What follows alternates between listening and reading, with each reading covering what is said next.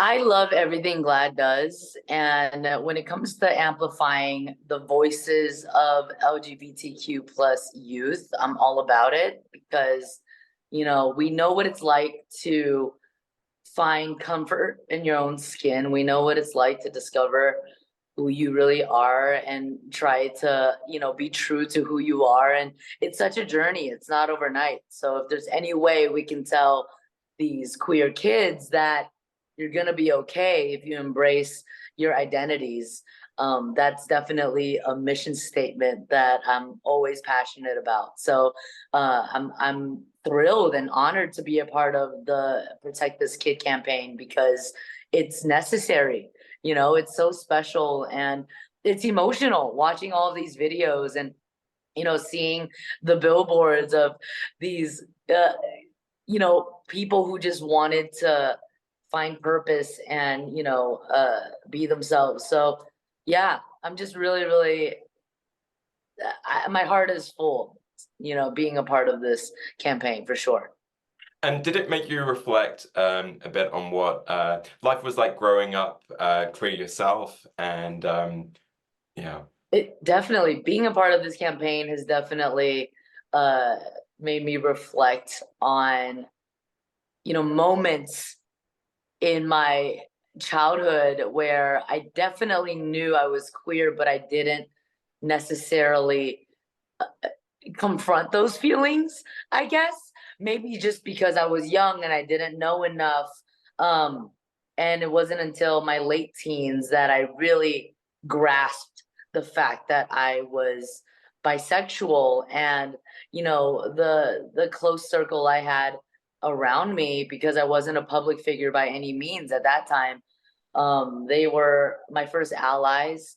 And the fact that I found my voice through my queerness is something that I'm proud of. I don't take for granted the fact that I've gotten the opportunities as an actress to portray queer characters authentically and, tell these multidimensional stories that I feel like um, were overdue, you know?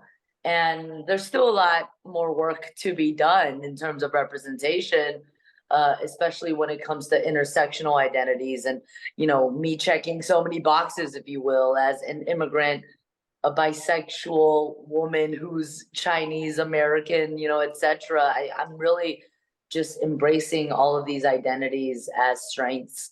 Although society and Hollywood uh, convinced us otherwise for so many years. We're reclaiming our identities and breaking out of the boxes that we were forced into for so many years. But yeah, like just thinking about how much I would have loved to see this campaign when I was a kid, and it's because we're having these open conversations in 2024. Um, and I think we're just getting stronger by the minute because of the community and celebrating our differences and just yeah, I mean it's really beautiful to see the queer community spread their wings. And why did you pick that photograph in particular? Is it one that you've always liked of yourself, or? Let's be real, I was an adorable kid. um I chose that photo because I'm at the beach and I'm wearing a tank top that I think has the American flag on it.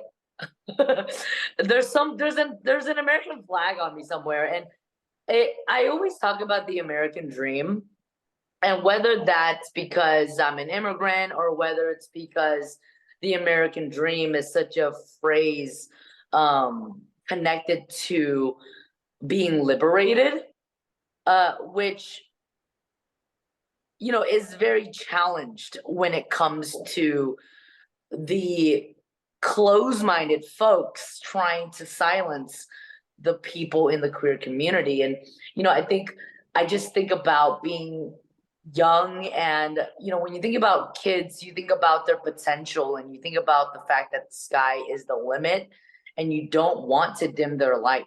You want these kids to use their imagination. I think imagination is also connected to um queerness in the sense that anything is possible and you should be whoever you are, um, wholeheartedly. And that photo of me at the beach, you know, I remember in the weekends because my parents worked really hard and made something from nothing when we came to this country. And on the weekends, like Sundays, I think we would try to, you know, go to Santa Monica or whatever. Um, and this photo of me at the beach, I think just symbolizes the fact that I wanted to see the world. And wanting to see the world is also aligned with the fact that I wanted to see myself reflected in the world. And, you know, that goes, you know, directly correlated with, you know, queer representation and Asian representation. And I don't know, I think that photo just represents a lot. In terms of like, just, it was only the beginning, I guess, of this immigrant, bisexual Chinese American woman journey in America. I don't know, you know? And as you were saying, it would have meant a lot to you to have seen this campaign when you were growing up. So Yeah. I just wondered if, yeah, what message you might have for LGBTQ young people who encounter this. Yeah, for the young folks in the LGBTQ plus community, I just want to say, lean in, you know, be louder. What makes you self-conscious will actually make you shine. You know, I think fitting in should be the last of your worries. You're meant to stand out, you know? I think, you know, I think about that photo and like, I think I'm doing this like pointing thing in the photo of me as a kid. And, you know, I was just like, I was myself. Although I didn't know about my queerness yet or all the way, you know, I don't know. I think I was always the kid that said the darndest things. I always stayed true to that, you know, being unique and not being like anyone else. And and that was before I even embraced all of my layers. And um yeah, I think, yeah, just don't worry about fitting in because you're born to stand out. I think that's the message. It's funny, I was back in my hometown and there's this little stretch between like the corner store that I'd be sent off to like several times a day to go and get stuff and then go back home. And one day I was skipping and like patting my leg or whatever. And yeah, this guy from school said, oh, Kleinmann you or whatever. And Mhm. funny, it's just one of those moments that as I'm older, it just sort of, oh, that was just something that sort of, you know, just told me to like hide myself and dim my light slightly. And you just think, God, if we could be in a world where we don't encounter that or, you know, hear voices of encouragement like you when Yeah. we were younger, we didn't hear.